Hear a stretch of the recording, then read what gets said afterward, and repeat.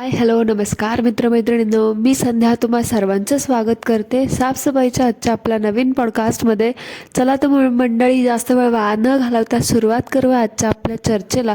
मंडळी, मला सांगा, आजकाल बायकांनी आहे ना, म्हणजे यूट्यूबवरच्या ज्या डेली ब्लॉगर्स आहेत त्या बायकांबद्दल बोलते मी.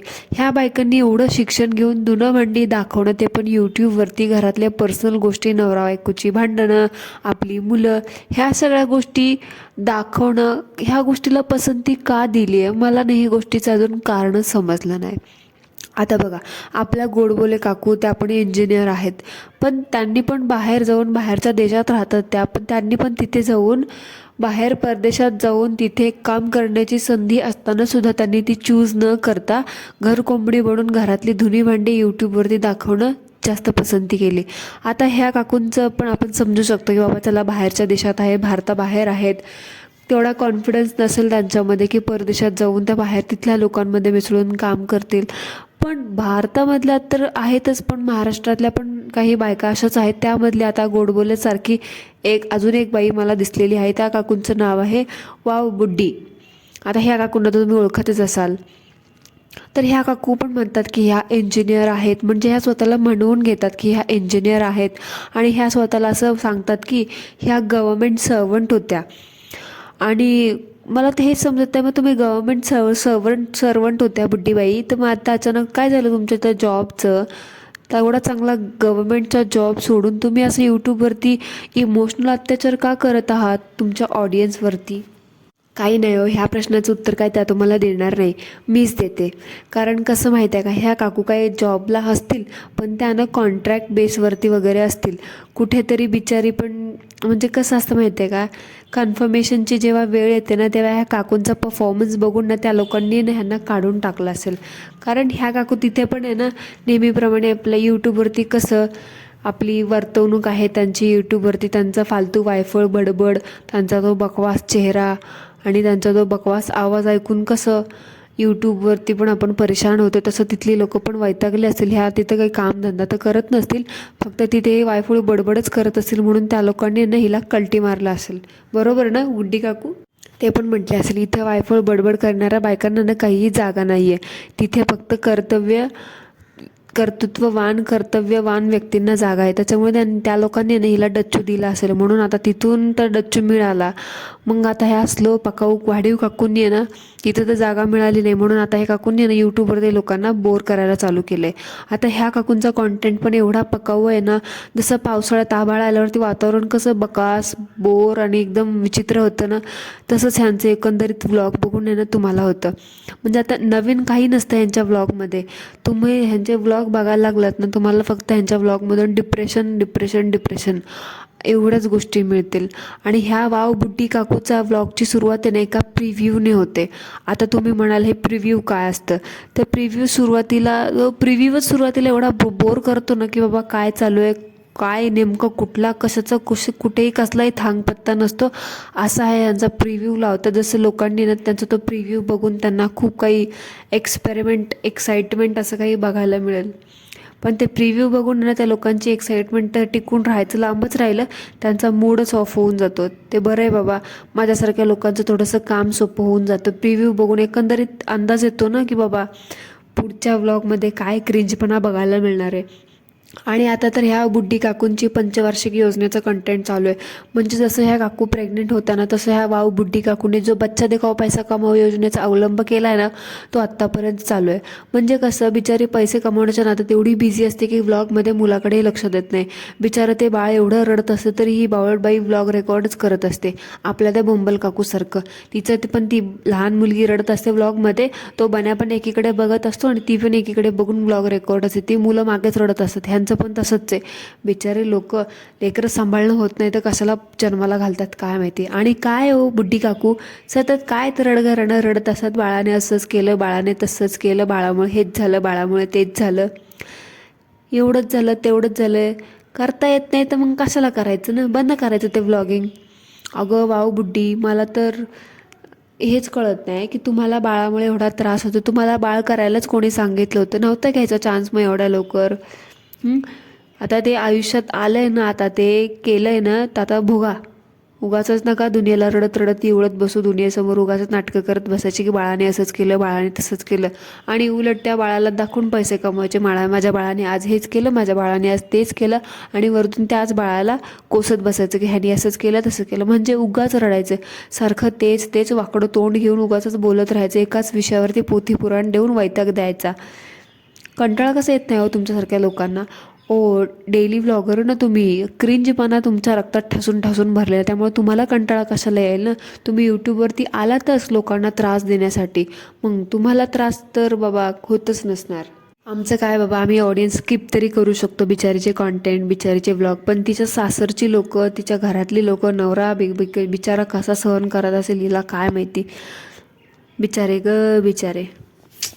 पण मंडळी तुम्हाला एक सांगू का, हिला तर हिच्या घरच्यांनी बिझी करून टाकली ते बाळाचं कारण देऊन. पण बिचारे नवरे घरातले जे व्यक्ती आहेत ना, म्हणजे हिचा नवरा, सासू सासरे, जी बाकीची मंडळी, ते लोक त्यांना बरोबर कळले की ह्या पकाऊ बाईपासून आहे ना कलटी कशी मारायची, म्हणून तर बिचारे हिला मुलाचं नाव देऊन बसवतात घरामध्ये, आणि ते लोक मस्त मजा मारायला फिरायला जातात. म्हणजे कसं, हिचं आपलं बोर तोंडही बघणं नको, हिचा रडका आवाजही ऐकणं नको, आणि बाळाचं नाव देऊन ही चुप्पचाप घरी पण बसते.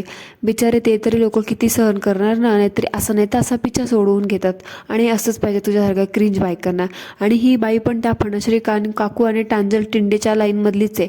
म्हणजे कसं, देवाचं नाव घ्यायचं आणि व्हिडिओची सुरुवात करायची आणि लोकांना वेडं बनवायचं. आणि काय ते व्हिडिओमध्ये बोलते ग, बघा तुम्हाला खरं वाटेल, बघा तुम्हाला खोटं वाटेल की आमचा हा फारूक असा करतो, आमचा हा फारूक तसा करतो, ओढाओढी करतो, हे करतो ते करतो. अगं मूर्ख बुड्ढी, ते बाळ आहे, ह्या वयात ते तेच करणार ना. ओढाओढी आत्ता नाही करणार तर मग तुझ्यासारख्या म्हातारपणात करणार का? तुझ्या बावळटपणाला आता ह्या वयात जो करतीये ना, मग त्याने आता त्याच्या वयात करू नये का? ते बाळ आहे, ते बाळ करणारच ना. मूर्खासारखं काय बरं हेच करते तेच करते. आणि काय बाबा, थंबनेल टायटल मिसलिडिंग तर बाबा तुझ्याकडून शिकावं कोणीतरी. आणि मंडळी तुम्हाला माहिती आहे का, ह्या काकूबाईंना पण ना त्या टांजल टिंडेसारखा बोलताना धाप लागतो. अरे बाई, हळू बोलत जा, जरा हळू बोलत जा. कोणत्या दिवशी हार्ट अटॅक येऊन पडशील ऑन कॅमेरा, ऑन ब्लॉगमध्ये. असं करू नको जरा ते. आणि सतत ते आपली कॅमेरा घेऊन गर गर गर गर भिंगरीसारखी भिंगत असे. जरा एका ठिकाणी थांब, जरा दम धीर धर. कुठे पळून नाही चाललेला तो व्लॉग. जरा एका ठिकाणी थांबून व्यवस्थित आरामात बोलत जा. आणि काय मला तर काय वाटतं माहिती आहे मंडळी, माहिती आहे का, ही काकूबाई पण आहे ना त्या पक्याचे व्लॉग बघते. तो कसा बघा, सारखं त्या पोरीच्या नावाने रडत पडत असतो, त्या पोरीच्या नावाने घराणे करत असतो.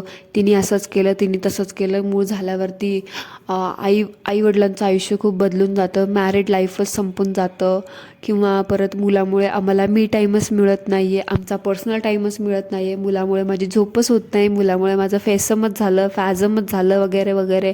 ह्या काकू पण तशाच बोलतात.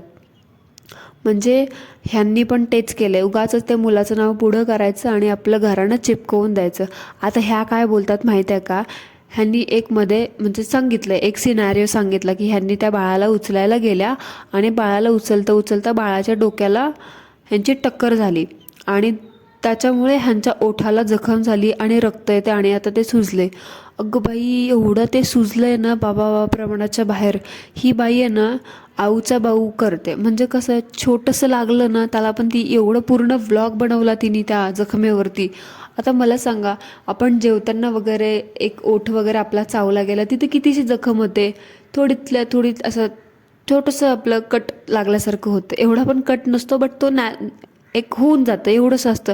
तर ह्या आपण काय त्याच्यावरती व्लॉग बनवत बसतो का, सगळ्या घरादाराला दाखवत बसतो की बाबा मला जखम झाली. तर ह्या काकूबाईंनी त्याच्यावरती पूर्ण व्लॉग बनवला, इथून तिथून त्यांनी तेच दाखवलं पूर्ण व्लॉगमध्ये. अहो कसं किती त्या आऊचा भाऊ करणार, किती अजून करणार. नाहीतरी ह्यांच्यासारख्या दोन्ही भांडीवाला डेली व्लॉगरला सवयच असते ना इथभरचं हातवर करून दाखवायची. यार please stop this nonsense, you are so annoying. I don't know how your family tolerate you. आणि काकूबाई, बुड्डीबाई, स्वतः तेवढे छान छान कपडे घालत तर तू तर घालत नाही, खरेदीच करतेस फक्त. कुठे घालते काय माहिती बिचारी ती कपडे, फक्त दाखवत असते आज इकडून शॉपिंग केली, आज तिकडून शॉपिंग केली. बघावं तेव्हा बिचारी ती पण त्या टांजल टिंडेसारखा मळका एकच तो प्रिंटेडवाला ड्रेस घालून बसलेली असती बावळट कुठची. त्या पोराला जरा कपडे घालत जा, बघावं तेवढा उघडाच डायपरवरती दाखवत असते व्हिडिओमध्ये. काय माहिती कुठून कुठून येतात असले लोक. ते बाळ लहान आहे म्हणून काय झालं, मोठं झाल्यावर ते बघणारच आहे ना. आता ऑलमोस्ट 2 वर्षाचा असेल, 2 वर्षाच्या बाळाला ना असं उघडं ऑनलाईन इकडं तिकडं दाखवणे चांगलं नसतं ते. आता एवढा पण आतमधल्या खोलून खोलून गोष्टी आम्ही रोज तर लोकांनी सांगायच्या का तुम्हाला. आणि ह्या काकूंची पण एक सिग्नेचर ओळख आहे. आता ह्या काय करतात माहिती आहे का, ब्लॉगच्या सुरुवातीचे 10 मिनटं ना व्लॉगमध्ये स्वतः येतात, स्वतः बोलतात आणि बाकीचे उरलेले 20 मिनटं ना मोबाईल आपला स्टँडवरती लावून रेकॉर्ड करायचं, आपण जी हागलीमुदली कामं करतो ती सगळे. आणि नंतर आहे ना कॉमेंट्री केल्यागत आपल्या फणश्री आणि बाई माणूस टांजल टिंडेसारख्या ना व्हॉइस ओव्हर द्यायचा. ह्यांच्या भाषेमध्ये व्हॉइस ओव्हर देणं म्हणजे एक प्रकारचं व्लॉगिंगच आहे. ह्या बायका चक्क ही बाई चक्क ना त्याच्यामध्ये आपली जी काही काशात ती कामं पाठ दाखवून कामी करत असते आणि त्याच्यामध्ये पूर्ण ही लिटरली रामायण महाभारताच्या कथा, पांडवाच्या कौरवाच्या गोष्टी सांगत असते आणि लोक बघतात पण. हाच ह्या इंजिनियर काकूंचा टॅलेंट आहे. काय माहिती कुठून कुठून येतात देव जाणे. आणि ह्या काकूंची पण खरेदी आपल्या त्या हाग्या आणि हागुनी कशी रोजच खरेदीला पळतात, आपली ती बचना कशी क्रॉप मार्केटला जाते सारखी, कुठलं मार्केट असेल तिकडे सारखी हुंदाडत असते, तशी ही पण असते. ही हुंदाडायला नाही जात, ही सगळं घरीच मागवते. म्हणजे पैसा आला ना हे लोक एवढे माजून जातात ना, ह्यांना काही सुमारच राहत नाही की कुठली गोष्टीची गरज आहे, कुठल्या गोष्टीची गरज नाही. आता 10 दिवसाखालीच ह्यांच्या मुलाचा बड्डे झाला असेल आणि त्या मुलाच्या बड्डेमध्ये ह्यांना खूप सारे गिफ्ट्स आले असं ह्यांनी सांगितलं. आणि ते गिफ्ट्स खोलण्याचा ह्यांनी स्पेशल व्हिडिओ पण बनवला. सगळ्यांची नावं घेऊन त्यांना धन्यवाद करून करून गिफ्टसुद्धा उघडून घेतले. आणि त्यानंतर त्या गिफ्ट्स त्या बाळाने अजून ते जे खेळणी होती का, ऑलमोस्ट बाळाचं बड्डे म्हणलं त्याला सगळे टॉयज खेळणी वगैरे आली असतील, तर ती खेळणी त्या बाळाने अजून खेळली पण नसेल तवरच ह्या बाईने लगेचच वेगवेगळ्या गोष्टी अजून मागवल्या. म्हणजे त्या बाळाला अजून त्या गोष्टीची गरजच नाही आहे. तुम्ही त्याला आत्ताच एवढ्या गोष्टी पुरवून ठेवता आणि नंतर तुम्हीच म्हणता की ते बाळ खूप टँट्रम थ्रो करतं, ते बाळ ऐकतच नाही, ते बाळ खूप किरकिर करतं. तर त्याला अशा फालतूच्या गोष्टी पुरवण्याच्या अगोदर त्याला व्यवस्थित मॅनर्स शिकवा. त्याला खेळण्याची नाही तर तुमची गरज आहे. जरा ते व्लॉगिंग बिगिंग कमी करून त्या बाळाशी थोडंसं खेळा, त्याला थोडासा आपला वेळ द्या. त्याला खेळण्यांची गरज नसते आत्ता वयामध्ये, त्याला ती खेळणी कळतही नसतील.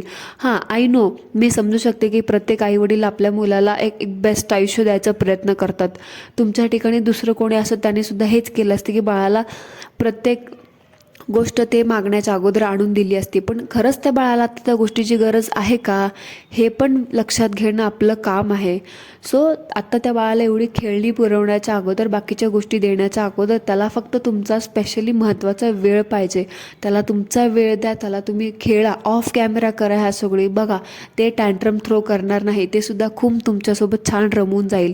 एवढंच म्हणायचं आहे फक्त. आणि तो जरा क्रिंजपणा कमी करा आणि थोडं प्रोडक्टिव्ह नॉलेज दाखवा काहीतरी, नाही तर बंद केलं तरी चालेल. बुड्डीबाई चॅनल तुम्ही असेही काही इंजिनियर असून तुम्ही काही दिवे नाही लावले, बघताय तिथं तुम्ही काय हागणं मुतणं दाखवतायत ते.